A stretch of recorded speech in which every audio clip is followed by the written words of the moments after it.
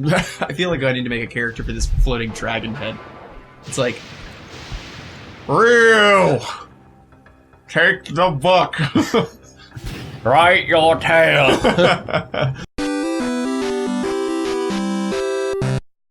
Hi, and welcome back to Frantic Chaps, where we conveniently requested for an elixir of the Devil's Way to be left in our room. Wait, come back.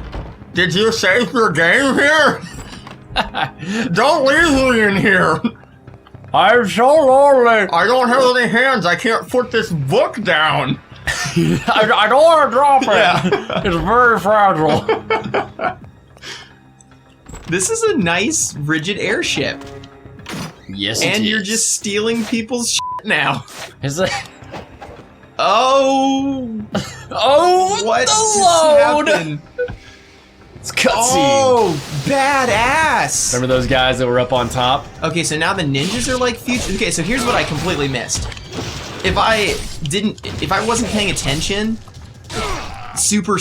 and really understood what was going on, I would think, having just seen the cutscene, that Ryu didn't get, like, he was reawoken in the future or something. And we went from ancient Japanese times to, like, modern day all of a sudden, because all those ninjas over there there was no technology being used, and now all of a sudden we're in a freaking rigid airship. These guys have modern armor on. Your garb has completely changed. Like, I think that's where I would have thought that this went, but it's pretty clearly, as we already addressed, that it was literally like that night that he was revived, and he's like, all right, now I'm out for vengeance. Yeah, because when the bird flies down, you can see that it's exactly as it was, kind of a thing. Right, his body wouldn't have...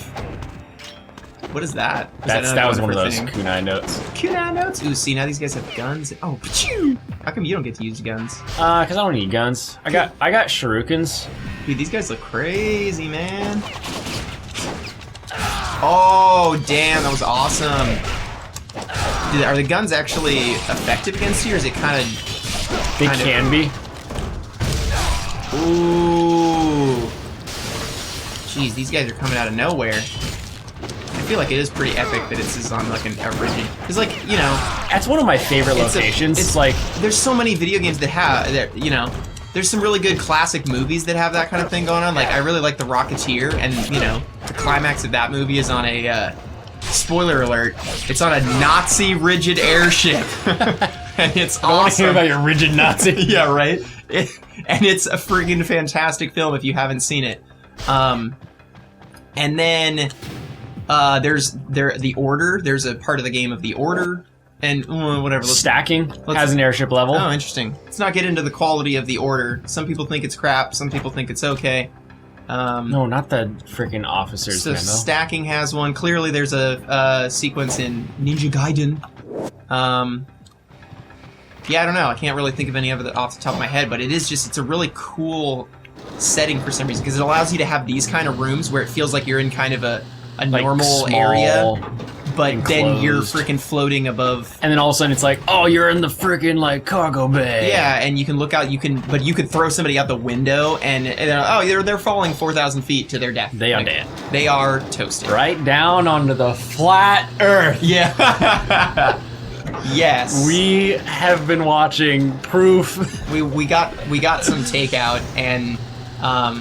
Discussed the resurgence of the flat Earth movement. Yeah, because in the past few weeks, I asked Blaine and his wife if they had seen how this was coming up again. People spouting off nonsense on the tweeters about flat Earth stuff. So then we watched what was the channel you were watching? It was Mr. Thrive and Survive. Mr. Thrive and Survive. So I think he's a relatively popular one of these flat Earth people. He's got like 600 videos on this channel. Now I don't know how many of them actually revolve around these conspiracy theories and whatnot, but it's at least, we scrolled through hundreds. We watched probably a dozen. Yeah. And we scrolled through 150 or 200 of the videos, and they were all on the subject of conspiracy theories and proving that the flat Earth is real.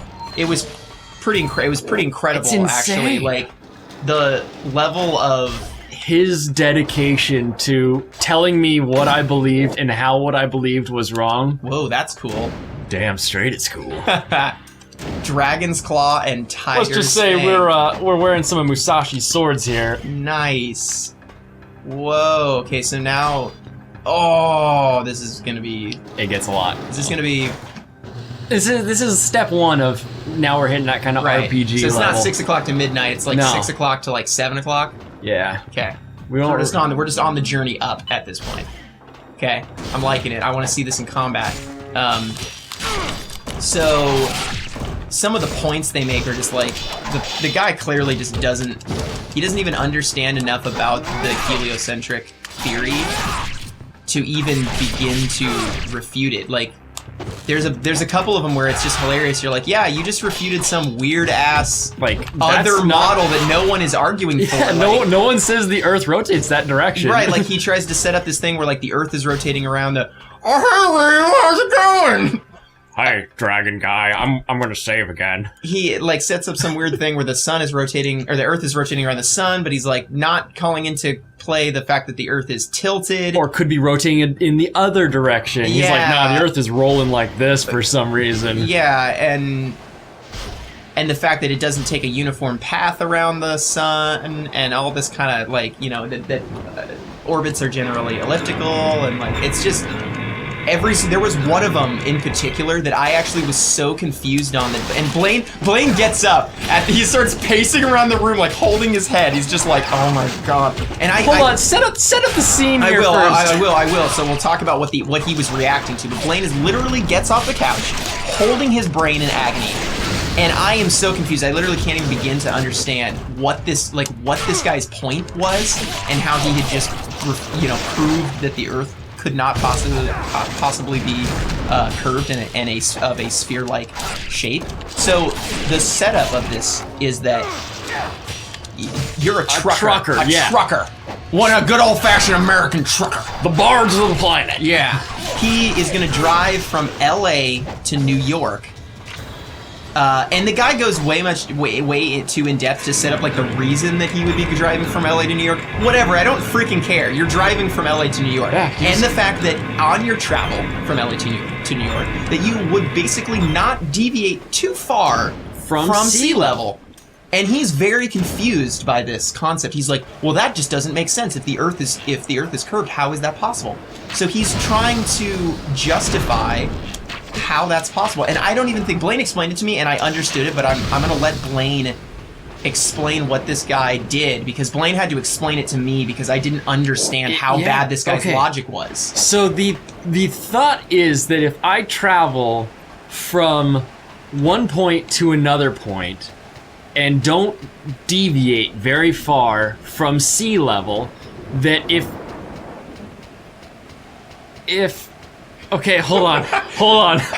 The idea is that if the Earth is curved, that the angle at which the Earth curves would mean that I would be taking an arc into space. And it's like you have to because go I would thousands be of feet above sea arcing level. away from sea level. Right. So what his assumption was basically was that he goes, okay, it's basically sea level at LA, and it's basically sea level in New York. So what he was assuming was that sea level was flat. That it was a flat surface. So Blaine, let's throw up like a diagram. Yeah. here. Okay. So here's sea level according to the idea. Yes. And here's the curvature of the Earth, and that if you were to make that drive, you would have to be 400 miles away from sea level. And you don't go into space. But sea level goes in a curve like the Earth does. Yes. And so what's even better about this guy's point is that he uses Google Earth to show you this thing. Just to draw a little diagram of what's going on. The fact that his brain couldn't look at that and go, I'm disabling the system on the Airship. You were really heavily disabling that. An announcement can be heard over the intercom system. There's really malfunction in the electrical systems, like someone beat the shit out of it with some katanas. Switching to emergency power. The locks on the dull doors have been opened as a safety precaution. That seems reasonable. Yep, so next time on Frantic Chaps, we'll probably keep ranting about this. We'll destroy... Hold on. He uses Google Earth with a picture of the Earth and puts a big arc going farther away from the curve. Yeah, it just blows our minds. It makes me think that he's a troll and that he's just the most dedicated troll on the planet. He doesn't actually believe this stuff. But anyway, next time on Frantic Chaps, We're gonna go through some locked, now unlocked doors. Maybe destroy more of this rigid airship. Yep. And probably rant more about crazy flat Earth theories. So there you go. Ninjas are awesome. Yeah, they are. They don't care. You're good. You're killing a lot of guys. Yeah. Slicing people's faces off. It's the confidence of two swords, really.